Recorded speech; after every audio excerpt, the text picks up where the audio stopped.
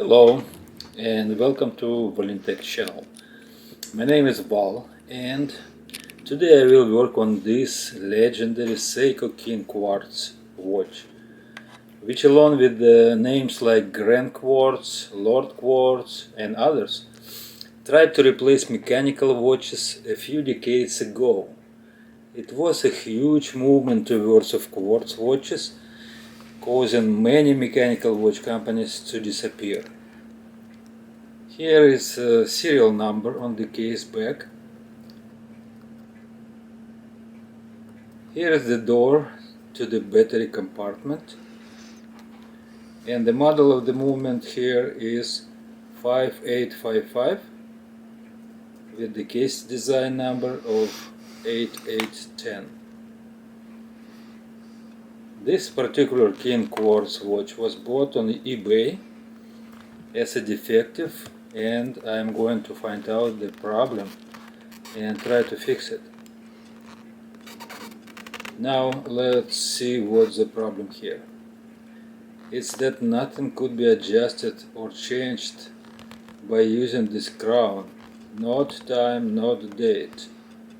The crown and stem are just rotating freely in any of their positions. And what I would suspect is a defective clutch, which is responsible for this type of operations. Let's start working by removing the bend.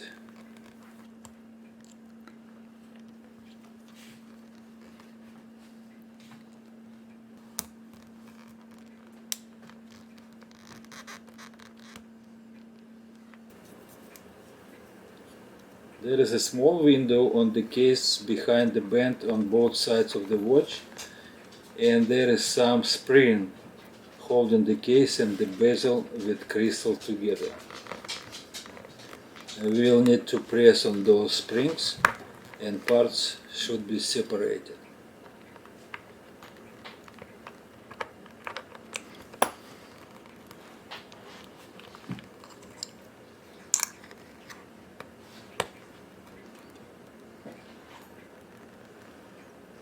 Here is a crystal gasket in a very good condition, so it could be used again. Now removing the stem by pressing on the small lever next to it.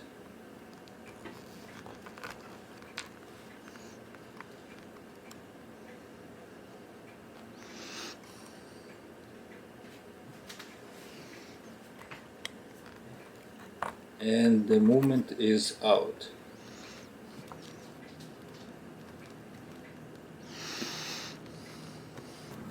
Next, I will remove hands. So it's a very interesting vintage watch, because Seiko took the fundamental design on their own mechanical watches and used it to develop this watch. And we will see those elements of mechanical watch in this watch later on this video. Here is when we start to see the elements of mechanical watches design. The main plate is made from metal, and the dial feet are held by the same kind of screws. The watch is in a very good condition overall. I can't believe it's almost 50 years old. And the dial is separated.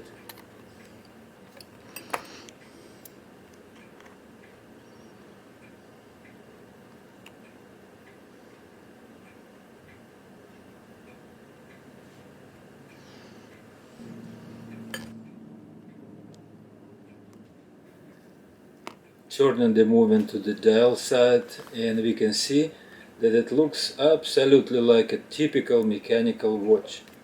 The more we will disassemble it, the more similarity we will meet. There you go. Everything looks like a mechanical watch, and I can name all the parts on this side as I would when working on mechanical watches. This is a date indicator ring. And here is the keyless works assembly. By rotating the stem, I can see that clutch doesn't get engaged with any other gear. It confirms my guess that the clutch is not good.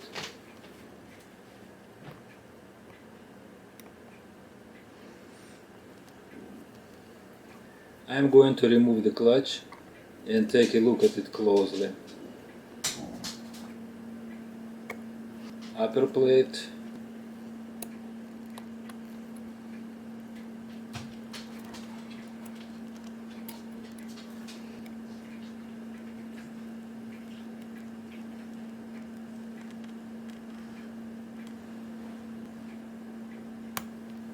setting spring,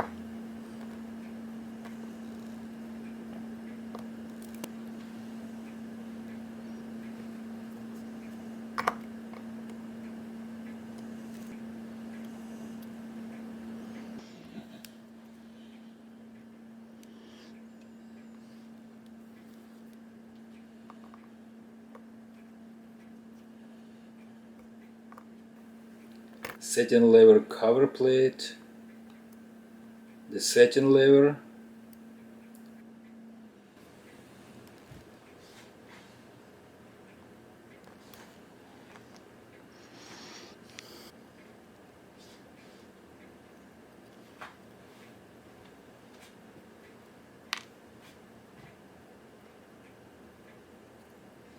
setting pinion,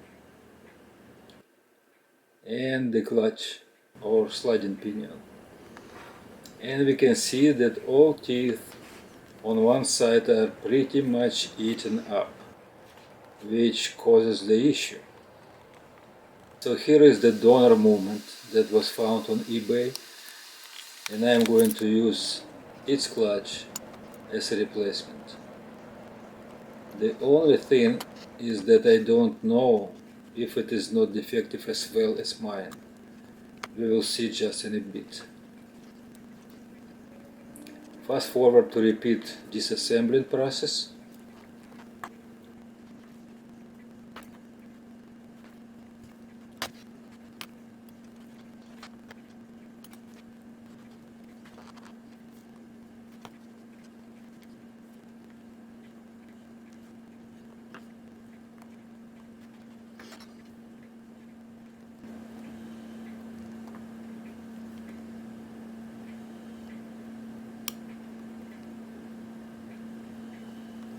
And here we go.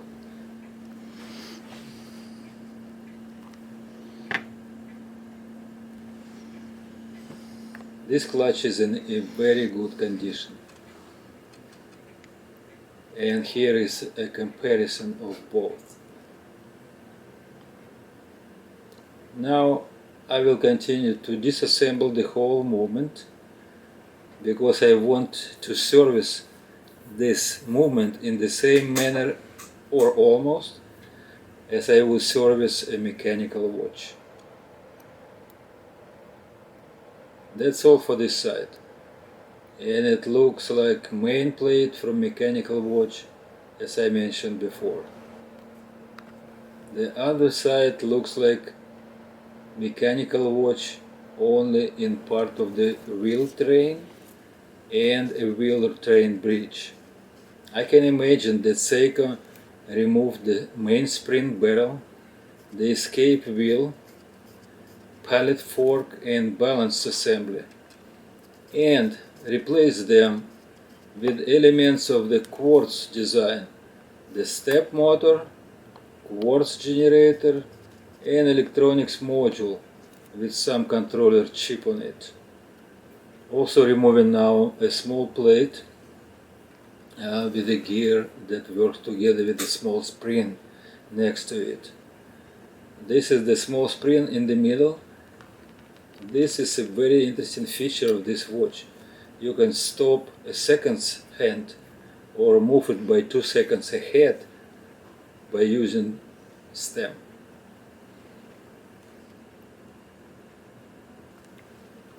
Removing one of the battery leads which connected directly to the coil.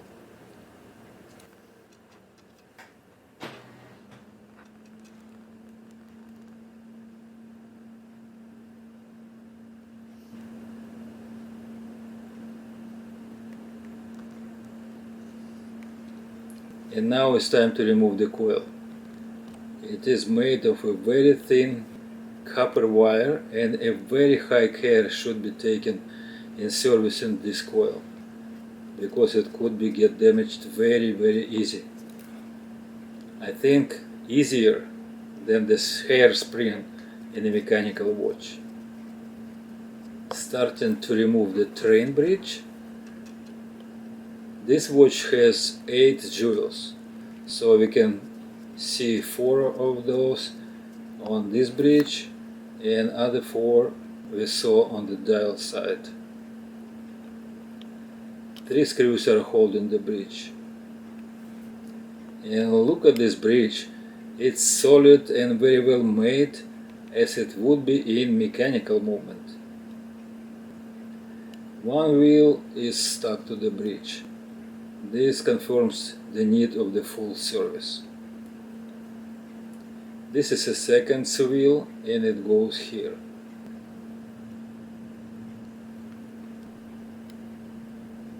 Removing all 4 heels and checking their conditions, inspecting all pivots.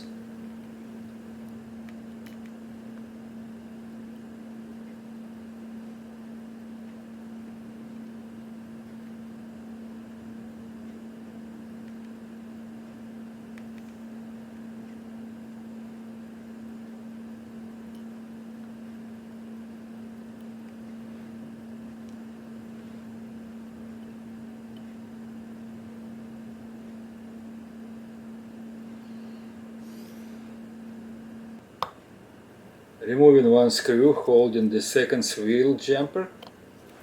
I saw the same kind of jumpers in mechanical chronographs.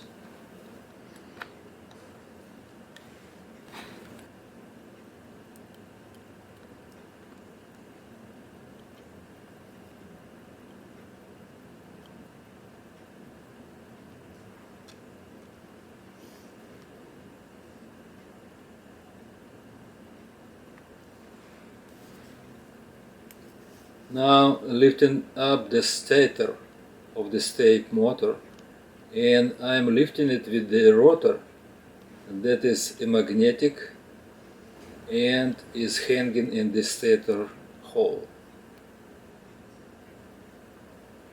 And last thing to remove is the positive lead of the battery.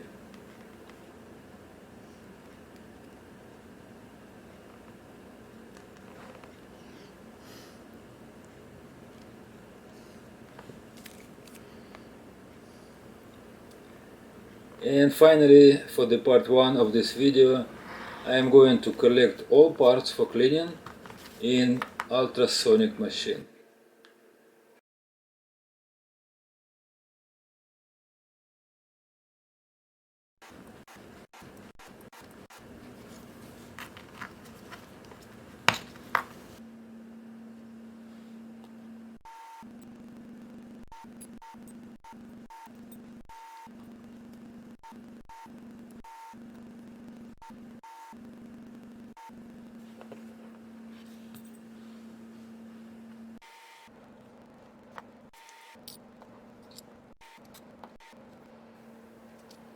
Thank you for watching.